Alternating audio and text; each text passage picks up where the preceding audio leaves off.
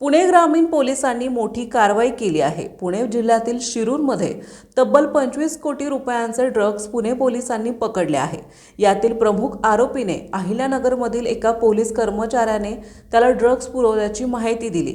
याच मुद्द्यावर राष्ट्रवादी काँग्रेस शरद पवार पक्षाचे आमदार रोहित पवार यांनी प्रतिक्रिया दिली आहे। अशा प्रकारे जर पोलिसांकडूनच ड्रग्ज माफियांना साथ दिली जात असेल तर राज्यासाठी नक्कीच ही धोक्याची घंटा मानावी लागेल असं रोहित पवार यांनी म्हटलंय।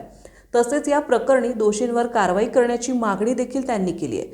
18 तारखेला रात्री उशिरा पुणे ग्रामीण पोलिसांनी शिरूरमधील एका गॅरेज चालकाकडे तब्बल 2 कोटींपेक्षा जास्त किमतीचे 1 किलो मेफेड्रॉन तर इतर दोघांकडे 9 किलो असे एकूण तब्बल 25 कोटीचे ड्रग्ज पुणे पोलिसांनी पकडले आहे। यातील प्रमुख आरोपीने अहिल्यानगरमधील एका पोलीस कर्मचाऱ्याने त्याला ड्रग्ज पुरवल्याची माहिती दिली।